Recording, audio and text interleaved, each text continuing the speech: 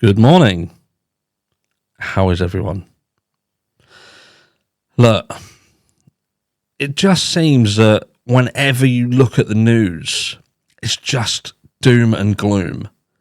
It's got to the point where the only real reason that I look at media at all is because of what I do in terms of creating content. If it weren't for the fact that I do this, I wouldn't look at it at all.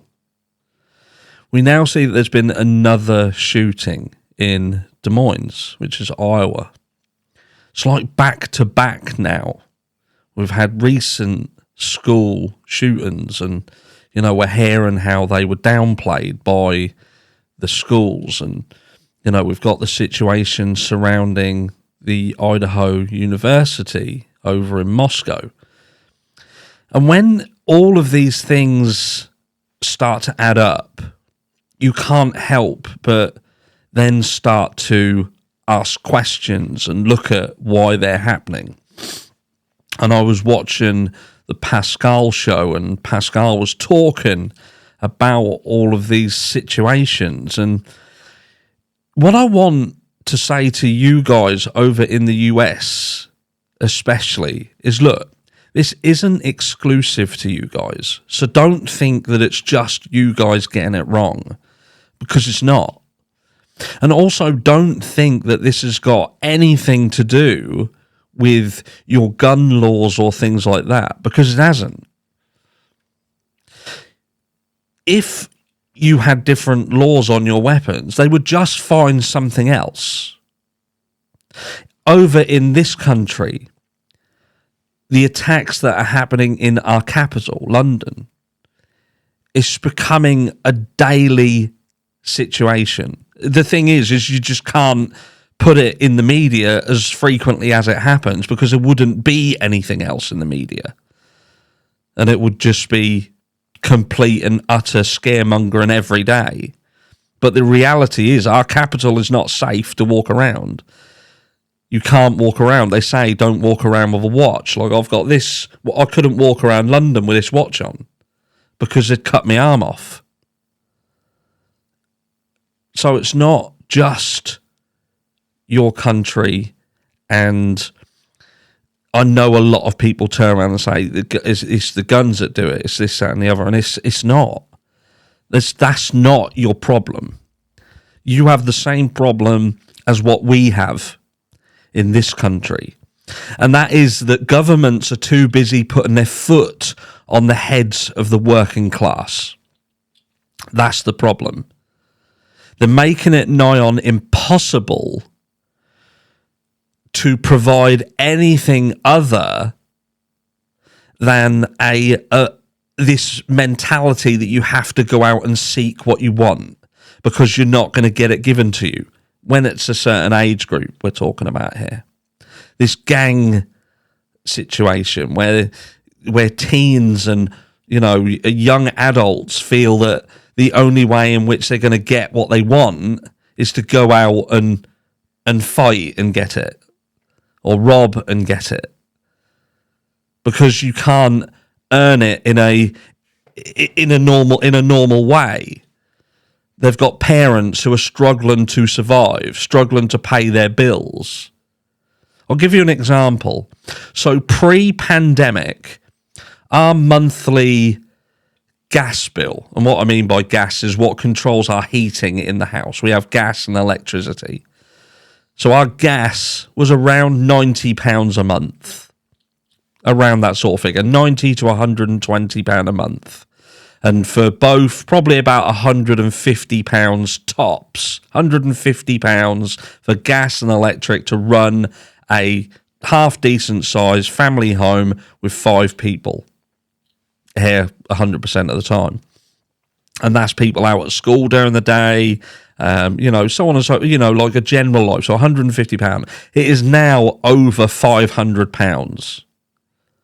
Over £500. So in 2 years since the pandemic, it's gone up to £500 more. How are people surviving, and how are parents then supposed to provide for their families, like their children, and be able to buy them the things they want, that they're seeing on social media, they're seeing in magazines, they're seeing on TV, when their parents are working 60 hours a week just to put food and heating into them. That's your problem. Your problem is that adults aren't respected by youths anymore because they see them as failures, because they haven't at this time matured enough to see the bigger picture. They just see adults that are failing to provide, so if they can't provide, we'll go out and get it. So this is a breed of person who is being manipulated and grafted by governments. That's your problem. Your problem isn't gun laws or anything like that. Your problem is taking the ability to be respected away from the parents of children who are working class families. And then on top of that, stripping back the offerings to these youths. There's nothing for them to do anymore because they're putting funding into weapons and that sort of thing rather than things to do out in the open. You know, there's no youth clubs. There's nothing for them to do because, again, they've strangled the businesses to the point where they can't survive either. Retail as a whole is collapsing left, right, and centre and going online. So those jobs are all going. And it's insidious, this destruction of the working class of people. That's your problem. That is your problem.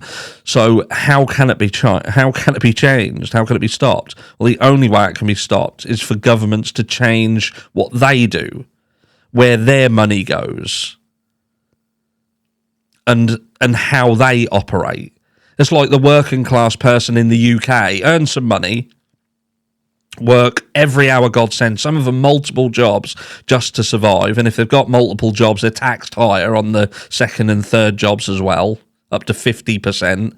So if you earn 1,000, for 500 of that is taken away. And what do they do with that? They give it to someone who can't be bothered to work. So you've got people who are struggling their arse off, working every hour God sends, struggling to feed their kids, struggling to feed themselves, struggling to heat, struggling to get to work because they can't afford the fuel to get there, losing the houses left, right and centre because they can't afford to live in the house because they can't no longer afford the mortgage or the rent payments because they're all going up. So this domino effect. But the money they are left with, because half of the money's been given to someone who can't be bothered, you know, that's the world we live in. That's the reality of it all. And look, I usually do rants over on the other channel. I haven't done anything for a while. I do apologise over there. But I thought that this was fitting because I fear that many people think that it's the individual's fault, or they think it's the fault of, like I said before, the gun laws and things like this, and it's not. Because if they weren't there, if you stripped all of the guns out of the United States tomorrow, you would then have a stabbings issue, or you'd have an acid attack issue. It's just the way it is. The only difference is you've got the weapons, so they're used. But don't think that by getting rid of them, you're getting rid of the problem, because that doesn't work that way. Sadly, it doesn't work that way. And they will find another way. I don't know what the answer is, but let me know what you think down below. Do you think there is an answer to it? Do you think that it's going to change? Or do you think that this is how things are now? Is it going to get better? Are governments going to make the changes that they need to make in order to make it better? Or are they heading in this direction where it just seems to be let's pave the way for the most rich people and tread on those who work? Let me know down below, and I'll catch you all in the next one.